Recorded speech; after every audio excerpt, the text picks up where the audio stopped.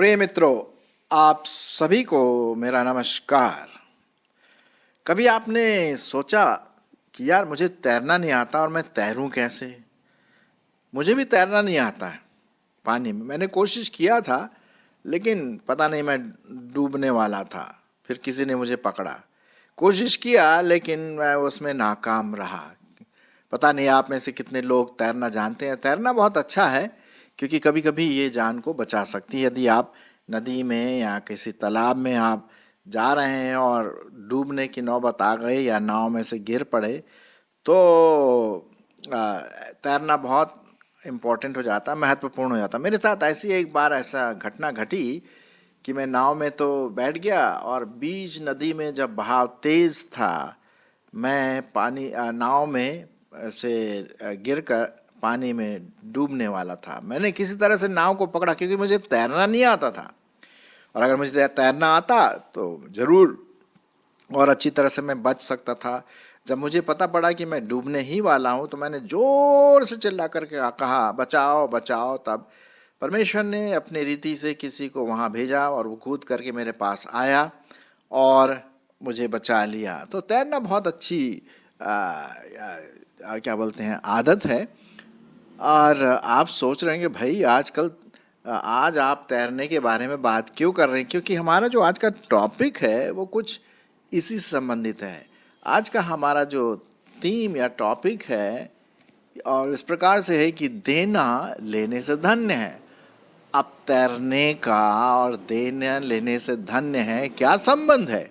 चलिए मैं आपको बताता हूँ क्या संबंध है। जैसे कि आप इस पिक्चर में देख रहे हैं कि एक आदमी आराम से तैर रहा है, आराम से। उसको कुछ तैरना वैरना, अपने हाथ पांव को मारने की जरूरत नहीं है। मालूम क्या कर रहा है वो न्यूज़पेपर पढ़ रहा है। बड़ी अजीब बात लगती है कि नहीं? आपके सामने ये बिल्कुल पिक्चर है और ये सही पिक्चर है, ट्रू पिक्चर है। ऐसा नहीं कि कोई फोटोग्राफी का कोई ऐसा कुछ टिप्स हो या ट्रिक हो। नहीं नहीं नहीं नहीं नहीं, ये व्यक्ति सच में पानी में आराम से बैठा हुआ है और पानी में न्यूज़पेपर पढ़ रहा है। साहब बताइए, डूब भी नहीं रहा।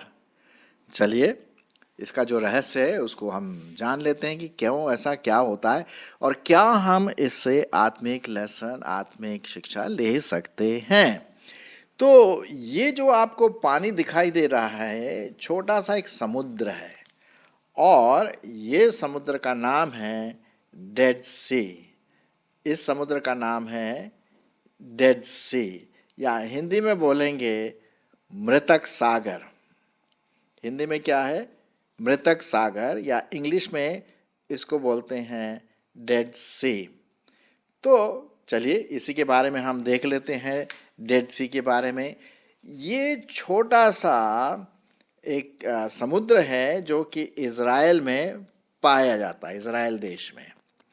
और वहाँ की इस डेड सी की या मृतक समुद्र की कुछ खासियत है जो आप पढ़ सकते हैं गूगल में जा कर के, और कंप्यूटर में आपको, लैपटॉप में या नेट से आपको पता पड़ जाएगा डेड सी क्यों कहलाता है डेड सी। बड़ा अजीब सा लगता है ना कि मरा हुआ समुद्र। एक और समुद्र है जिसका नाम है लाल समुद्र, रेड सी, डेड सी। ये डेड सी जो है ये इज़राइल देश में पाया जाता है। इज़राइल के पूर्वी तट पर, पूर्वी क्षेत्र पर हम पढ़ते हैं, और फिर उसके बाद दाहिनी तरफ जॉर्डन का देश पाया जाता है। जो डेड सी है ये दुनिया का सबसे नीचे वाले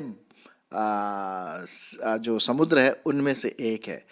जो समुद्र की जो सतह है, जो समुद्र की सतह आज आजू बाजू पाई जाती है, उससे ये 600 फीट, करीब 600-700 फीट बिलो, नीचे है। ये इसकी एक खासियत है, और कोई दूसरा ऐसा सी नहीं है, डेड सी नहीं है जो इसके समान मेल खाता हो।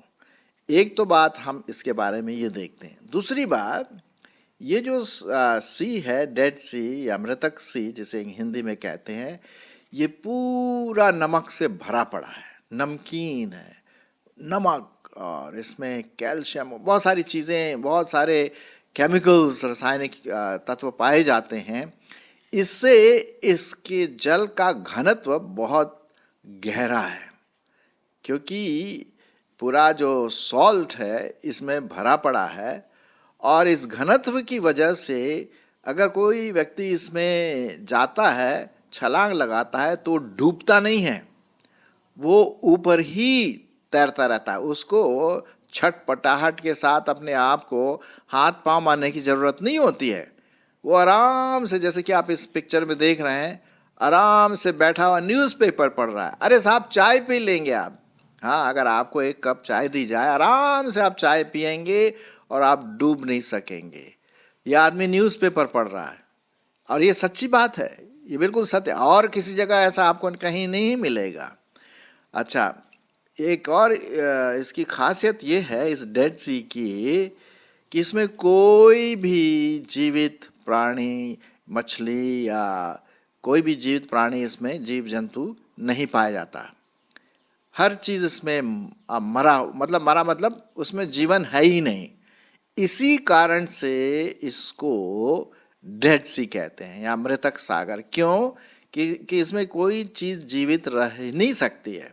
हर चीज़ अगर इसमें मछली चली गई, मर जाएगी, क्योंकि इतना नमकीन है ये, और इतना घनत्व इसका ज़्यादा है कि ये मतलब जीने का सवाल ही नहीं। इसमें जीवित जीव जंतु वगैरह जो हैं इसमें रह नहीं पाएंगे। ठीक है, और इसकी खासियत यही है कि भाई, आप अगर तैरना नहीं आता है तो आप डेड सी जा सकते हैं, और वहाँ आराम से बैठ करके अपना सब काम भी कर सकते हैं, ऑफिस का काम भी कर सकते हैं, है कि नहीं? बड़ा अजीब सा लगता है, लेकिन ये सही बात है। अच्छा, एक और खासियत इसमें है कि ये जो डेड सी है, ये एक नदी से कनेक्टेड है। उस नदी का नाम है यर्दन नदी। जी हाँ, यर्दन नदी उसका नाम है। और ये यर्दन नदी सी ऑफ गैलिली, गन्नेसरत के जो झील है, वहाँ से निकलती है और सीधे साउथ की तरफ आ करके इसमें डेड सी में निकल आती है। ठीक है, तो ये डेड सी जो है, ये पानी तो अपने आप में लेता है, लेकिन ये पानी किसी दूसरे को नहीं देता। इसका कोई आउटलेट नहीं है ना? आउटलेट का मतलब इसमें से पानी कहीं से नहीं निकलता, वो सिर्फ नीचे ही नीचे चला जाता है, और सूरज की गर्मी से वो सूखता चला जाता है। लेकिन कोई जैसी इसमें से कोई चीज़ नदी के रूप में नहीं निकलती। सब नदी इसी में आकर के मिल जाती हैं, और बस यही डेड सी इस प्रकार से बना रहता है। तो इसमें इनलेट तो है, आउटलेट इसका पानी बाहर निकालने का कोई दूसरा और नेचुरल तरीका नहीं। इसीलिए ये इसका घनत्व तो बहुत तेज होता है और भारी सा होता है, इसलिए चीज़ें इसमें डूबती नहीं है। तो ये तो खासियत है डेड सी की। अब इसका आत्मिक जो शिक्षा है वो हम क्या लेंगे? इसका आत्मिक शिक्षा वो ये है कि जैसे कि देना लेने से धन्य है। अब जैसे मैंने आपको बताया कि एक डेड सी की खासियत ये है कि ये पानी अपने आप में लेता है, लेकिन पानी देता नहीं है, पानी कहीं से निकलता नहीं है। और जैसे भी कहीं से भी यर्दन नदी से या और कोई छोटी मोटी नदी से पानी इसमें गिरता रहता है, लेकिन बाहर निकलने का इसका सवाल ही नहीं, क्योंकि ये गहरा है बहुत। और इसकी वजह से ये नमकीन पानी बना रहता है, और इसीलिए इसमें हम तैर क्या मतलब आराम से अपना काम भी कर सकते हैं, और हम डूबेंगे भी नहीं। इसमें कोई वस्तु, कोई जीवित जंतु नहीं पाए जाते हैं। तो बाइबल में क्या लिखा हुआ है, मैं आपके लिए पढ़ूंगा। बाइबल में क्या लिखा हुआ है? देना क्या है? लेने से धन्य है। ये सिर्फ लेता है, इसीलिए ये मरा हुआ समुद्र है। हमें जीवित होने की जरूरत है, तो जीवित होने के लिए भाई देना पड़ेगा। हमें डेड सी के समान नहीं बनना है। हाँ, हमें झील जो है, गन्नेसरत की झील जो देता रहता है फ्रेश वाटर है, डेड सी के समान नहीं है। मैं आपके लिए कुछ पदों को पढ़ूंगा जो प्रभु यीशु मसीह ने ये बात कही। प्रेरितों के काम और उसका 20 अध्याय 35 पद। प्रेरितों के काम 20 अध्याय और उसका 35 पद। यहाँ पर इस प्रकार से लिखा, मैंने तुम्हें सब कुछ करके दिखाया कि इस रीति से परमेश्रम करते हुए निर्बलों को संभालना और प्रभु यीशु की बातों को स्मरण रखना अवश्य है कि उसने खुद ही कहा, देने से लेना धन्य है या लेने से देना धन्य है। हाँ, लेने से देना धन्य है, देना धन्य है। देना क्या है? धन्य है। तो लेने से देना धन्य है। मेरे प्रियो, ये हमें सीखने की जरूरत है कि हम दूसरों को दें। हम कई बार लेते हैं, जब भी कोई चीज़ें फ्री होती तो हम जल्दी से ले लेते हैं, भैया फ्री में है, अब उसको इस्तेमाल करें ना करें वो अलग बात है, लेकिन साहब फ्री है ना तो लेना है, लेना है। अरे साहब, आपको और मुझको क्या करना है? देना सीखना है। अपना टाइम, अपना पैसा, अपने कपड़े, अपना जो भी चीज़ हमारे पास है, अगर दूसरों को हम दें तो जो गरीब हैं, जो नहीं हो सकता, जिनके पास नहीं है, हम दूसरों को दें। अब देखिए ना, प्रभु यीशु मसीह ने क्या कहा? लूका रचित सुसमाचार उसका 6 अध्याय और 38 पद। लूका उसका 6 अध्याय और उसका 38 पद क्या लिखा हुआ है? यहां पर मैं आपके लिए पढ़ देता हूं। दिया करो तो तुम्हें भी दिया जाएगा, लोग पूरा नाप दबा दबा कर और हिला हिला कर और उभरता हुआ तुम्हारी गोद में डालेंगे, क्योंकि जिस नाप से तुम नापते हो उसी से तुम्हारे लिए भी नापा जाएगा। क्या बात है, क्या बात है ना? जिस नाप से आप दूसरों को नापते हैं, दूसरे भी आपको उसी नाप से नापेंगे। यदि हम देना सीखें भर भर के, ठोस ठोस के, तो दूसरे भी हमें वैसे ही देंगे। तो हमें सीखना है, दिया करो दूसरों को, जो भी जिनको जैसी आवश्यकता है उसके अनुसार हम दूसरों को दें। इब्रानियों की पत्री उसका 13 अध्याय और उसका 16 पद सुनिए क्या लिखा हुआ है। पर भलाई करना और उदारता न भूलो, क्योंकि परमेश्वर ऐसे बलिदानों से प्रसन्न होता है। कौन से बलिदानों से? दूसरों की भलाई करना, दूसरों की सहायता करना, दूसरों को उदारता पूर्वक देखना। किसी को अगर जरूरत है किसी चीज की, तो ये आपकी और मेरी जिम्मेदारी पड़ती है एक विश्वासी होने के नाते कि हम दूसरों को दें। क्या दें भाई? अपनी सहायता दें, अपना टाइम दूसरों के लिए दें। किसी को अगर कहीं इधर उधर जाना है और आपको बोला है, अगर आपके पास टाइम है जरूर सहायता करें, एक्सक्यूजेस वगैरह ना करें। हैं, कई लोग एक्सक्यूज करने, अरे यार ये है वो, मैं नहीं आ पाऊंगा। नहीं नहीं नहीं नहीं, अगर आपके पास टाइम है और आप दे सकते हैं तो जरूर करिए, क्योंकि देना लेने से क्या है? धन्य है। ये प्रभु यीशु मसीह ने आपके लिए और मेरे लिए ये बात कही।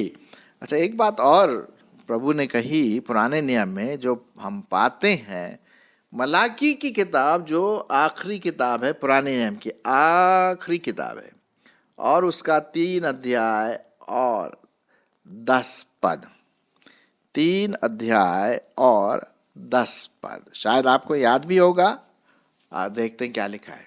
यहां लिखा हुआ है, सारे दशवांश भंडार में ले आओ कि मेरे भवन में भोजन वस्तु रहे, और सेनाओं का यहोवा यह कहता है कि ऐसा करके मुझे परखो कि मैं आकाश के झरोखे तुम्हारे लिए खोलकर तुम्हारे ऊपर अपरंपार आशीष की वर्षा करता हूं कि नहीं।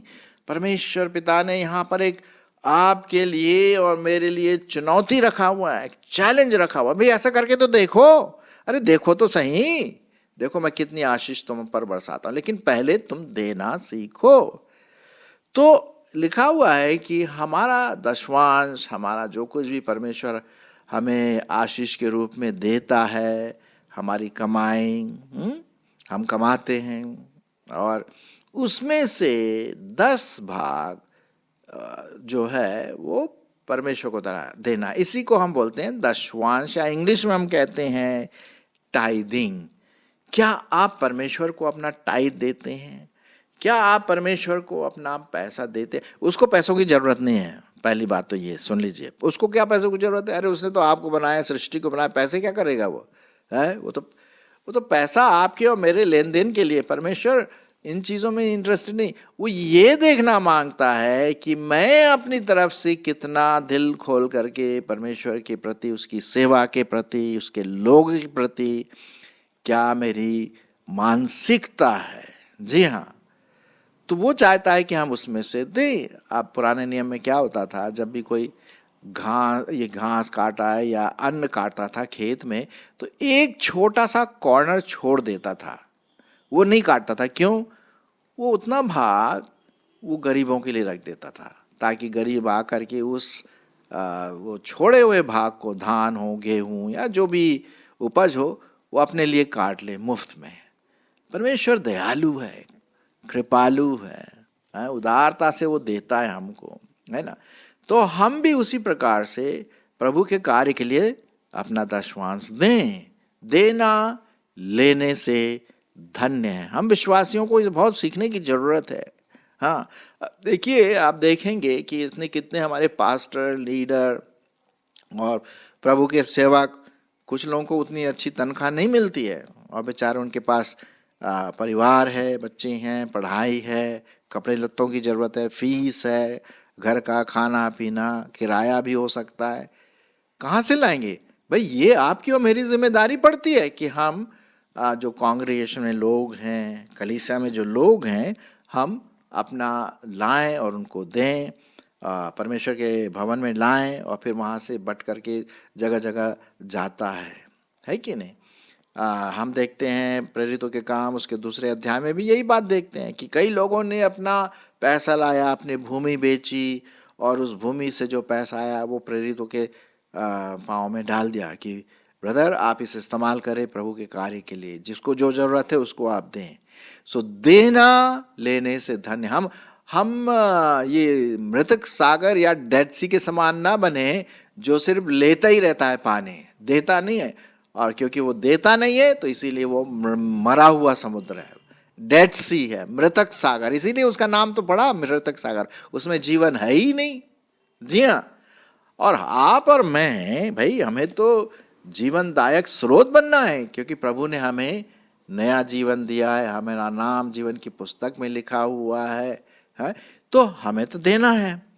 जैसे कि यदि आपका सैलरी काम करने कमाते हैं आप, अगर आप 5,000 कमाते हैं उदाहरण के रूप में, तो 5,000 में से 500 रुपए आपका नहीं है, वो 500 रुपए परमेश्वर को बिलोंग करता है।